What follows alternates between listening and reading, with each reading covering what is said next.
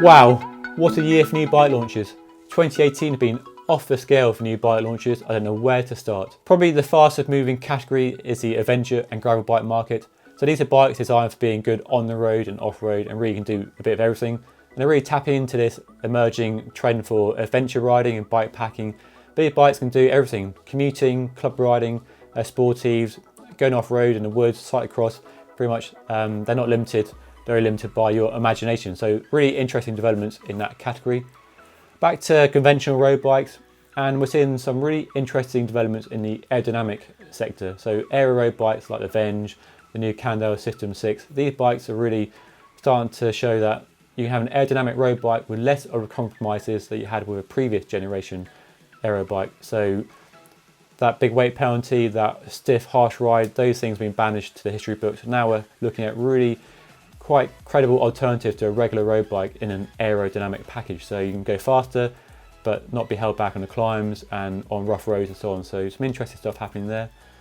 The other trend, of course, is disc brakes.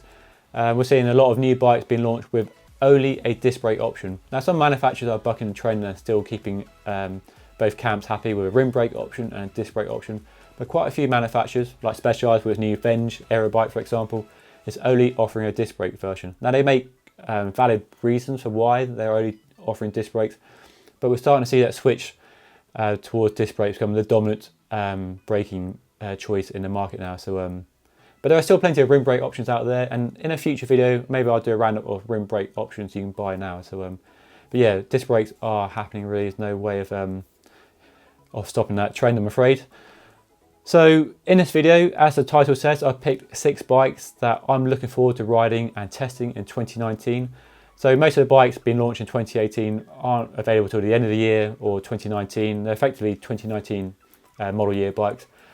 And I'll give the reasons for each of these bikes as I go through them, but these are just my personal highlights.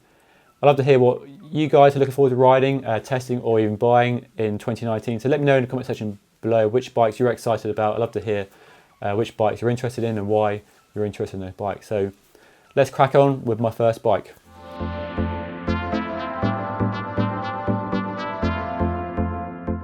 Cannondale has finally done an aerodynamic road bike, the brand new System 6.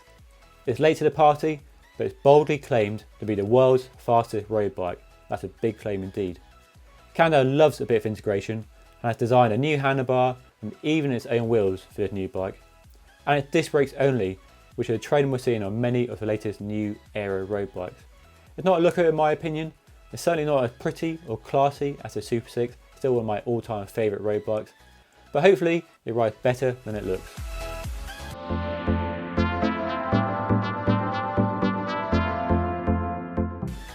Okay, another aero bike, but hear me out. Velo has long been one of the leading bike brands in the world, but while its star might have faded recently, the new S5 might just put them back out front. It's a radical design with a twin blade fork that extends from the dropouts right up to handlebars. And on top of that, there's a V-shaped stem intended to smooth air flowing along the top tube. It's a radical design, but I love this sort of bold design and development, and it shows not afraid to be different and think outside the box and do what is required, in their opinion, to produce a bike that's more aerodynamic than the previous one.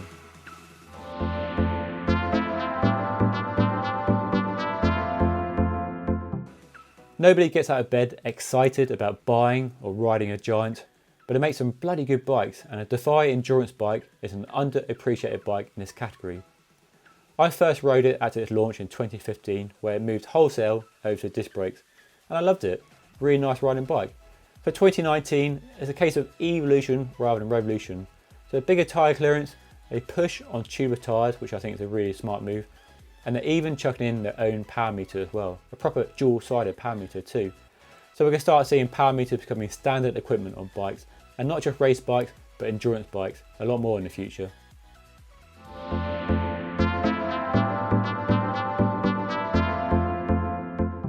The 3T Strider was a standout bike for me in 2018. Insanely fast due to an aero frame and silky smooth thanks to wide 28mm tyres. But it's a one-by drivetrain that caused the internet to go into meltdown. But now it's available with a front MEC. It's still with a basic frame design, and a quick ride around a wet Austria at its launch showed me that it felt just like the original, but but I can't wait to get my hands on it for a proper in-depth ride to see how it compares to the original bike and whether it's better or worse with a front mech compared to the original. I'm loving the grey finish as well. It'll match my new grey city shoes.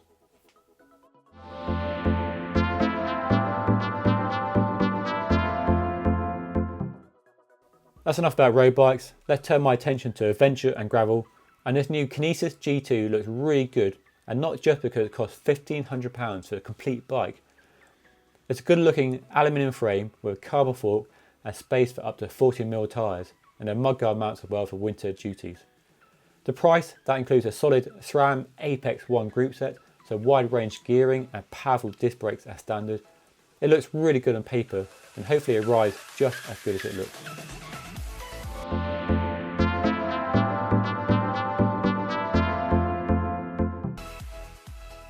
And finally, time for something a little bit different, the radical new In Search Of from UK brand Mason. Okay, it's not so radical. This monster cross style of combining drop bars with mountain bike wheels is nothing new.